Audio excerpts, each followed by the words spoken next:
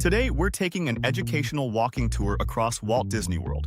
4 parks, a few iconic resorts, and 50 quick details even big Disney fans tend to miss. We will be strolling together from place to place, and every stop comes with an interesting fact you can share on your next trip.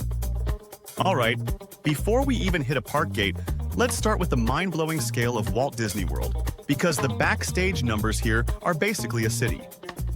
Walt Disney World covers roughly 43 square miles of property, which is why it feels like you can drive forever and still be on Disney. That's more like a metro area than a theme park, and it's one of the reasons Disney can hide entire road networks, waterways, and support buildings in plain sight. Walt Disney World is the largest single-site employer in the United States, with around 80,000 cast members in Central Florida. That's an entire small city's workforce dedicated to making vacations run on time, from ride-ops and chefs to gardeners and entertainment. Disney processes about 285,000 pounds of laundry every single day, which is hard to imagine until you remember the resort has thousands of hotel rooms and endless costumes. In other words, Disney's laundry operation is industrial-scale hospitality, running non-stop to keep linens and costumes looking brand new. Can't buy chewing gum on Disney property, and it's not an accident. Disney prefers fewer sticky surprises on sidewalks and attraction queues. It's one of those small cleanliness rules that quietly shapes the whole guest experience. Disney places trash cans every 30 feet, based on the idea that guests won't carry trash very far before looking for a place to toss it. That's why bins feel like they appear exactly when you need one, even on the busiest walkways. Disney's grounds team logs an unbelievable amount of mowing each year, because the resort maintains about 2,000 acres of turf that has to look perfect. The 450,000 miles mowed per year is equal to circling the globe 18 times.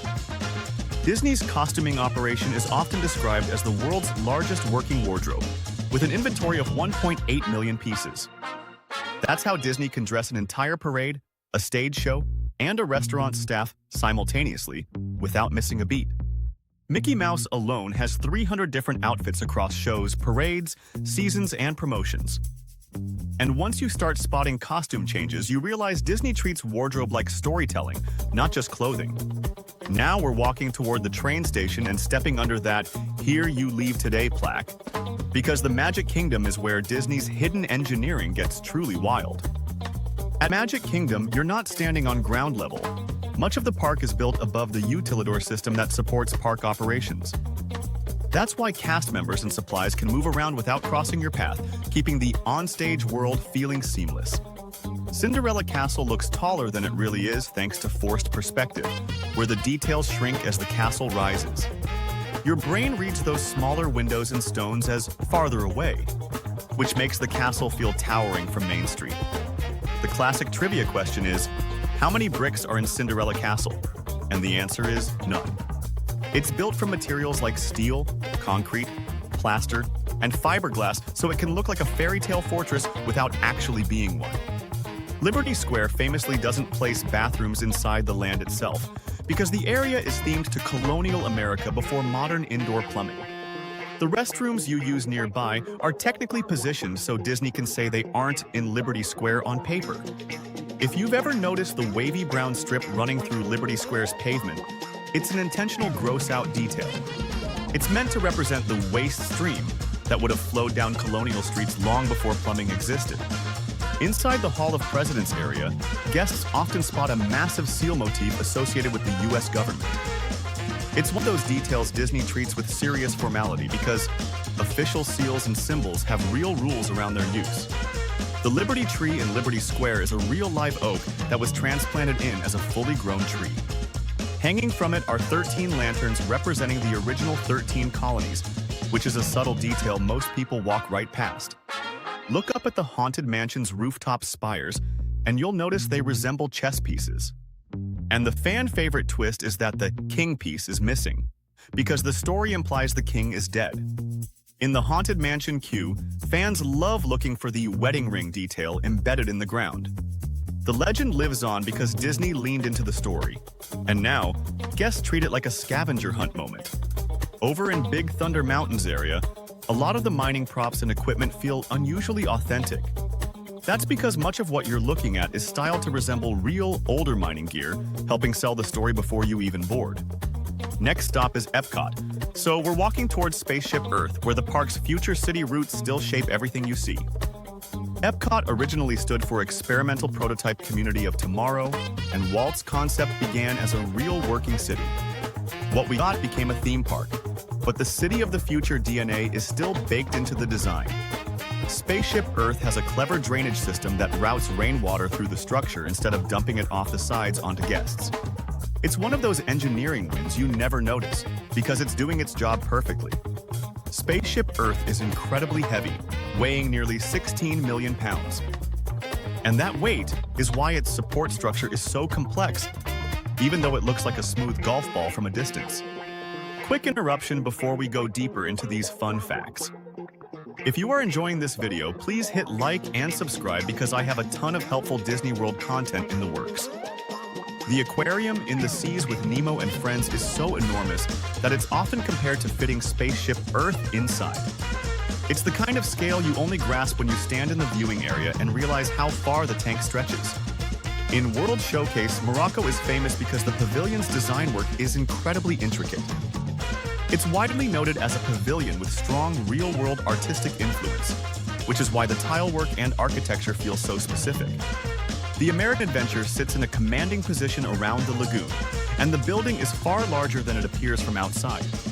A huge portion of it is essentially hidden by design, which makes the pavilion feel like a surprise when you step inside.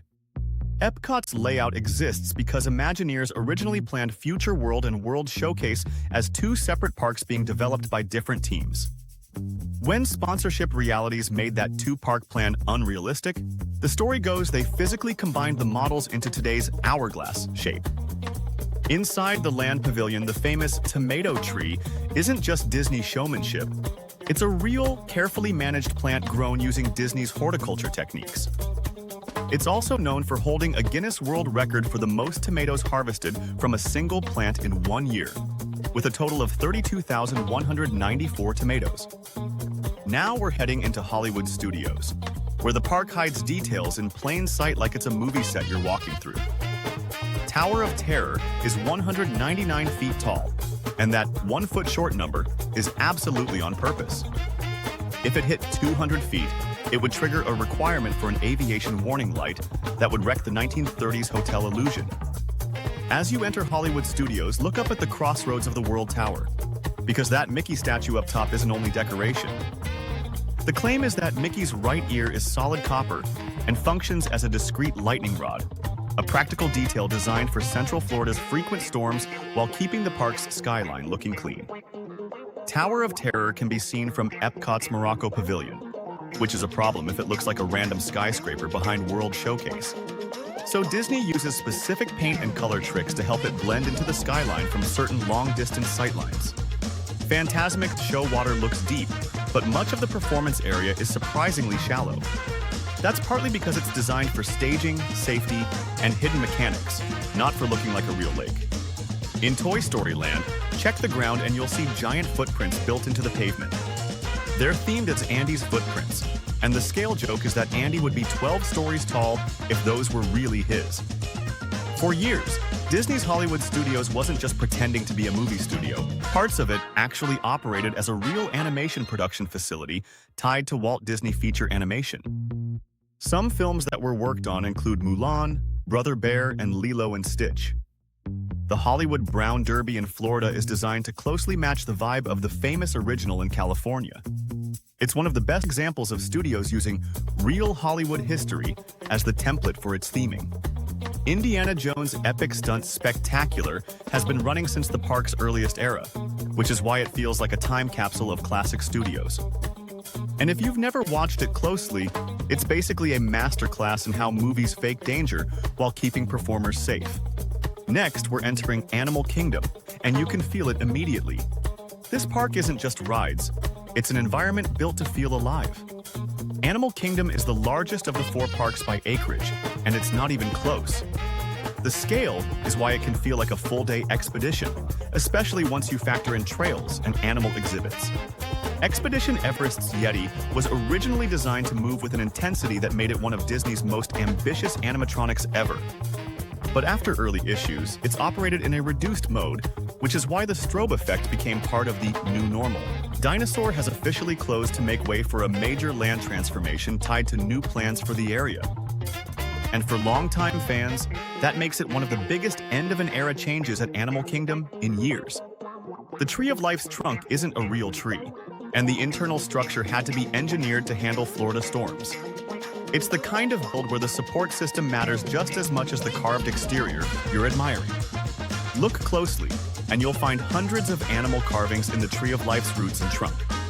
It's one of the best take-your-time details in any Disney park, because the more you look, the more you find. In the old Dinosaur queue area, fans noticed the red, yellow, and white pipes and turned them into a running legend. The story is that the colors nod to an original sponsor, McDonald's. For years, Expedition Everest was often cited as one of the most expensive roller coasters ever built. And even today, the landscaping, rock work, and forced scale in that area make the whole land feel like a real Himalayan village. Animal Kingdom generally ends earlier than the other parks because Disney's priority is minimizing animal stress. That's also why the park avoids traditional fireworks, because sound and unpredictability don't mix well with live habitats. Now we're leaving the parks and heading into the resorts and transportation network because some of Disney World's best trivia lives outside the turnstiles. One of the wildest Disney history footnotes is that John Lennon signed paperwork connected to the Beatles' breakup while staying at Disney's Polynesian Village Resort in 1974. It's a reminder that Disney World isn't just a theme park. It's a place where real pop culture history has quietly happened. Inside the contemporary resort, Mary Blair's massive mosaic mural includes a famous five-legged goat. The story goes that it was an intentional imperfection because Blair believed art shouldn't be flawless, so fans still hunt for it today. The Walt Disney World monorail has logged so many miles since 1971 that it's often compared to 30 round trips to the moon. And that statistic makes more sense once you remember those trains run constantly, every day, moving huge crowds. To buy Florida land quietly, Walt Disney used multiple dummy companies so prices wouldn't skyrocket the moment people realized what was happening. That secrecy is a big reason Disney could assemble so much property before the public fully understood the plan. On opening day in 1971, a one-day ticket to Magic Kingdom cost just $3.50. And it's a fun time travel comparison to what tickets represent today. Access to a massive, complex resort operation.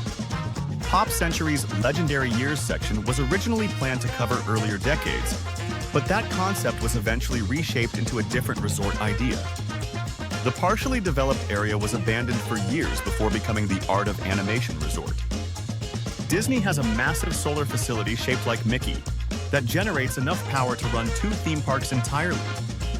It's part of Disney's long-term push to power operations more sustainably at a truly massive scale. For decades, Disney operated with unusual self-governing powers under the Reedy Creek Improvement District. Even after the district's reorganization into the Central Florida Tourism Oversight District, Disney still runs major utilities on property like fire protection and water systems. And that's our 50-stop walking tour of Disney World facts, parks, resorts, and all the hidden details you may not have known. If you want to stay up to date on the latest Disney World news, please subscribe now so you'll never miss an update.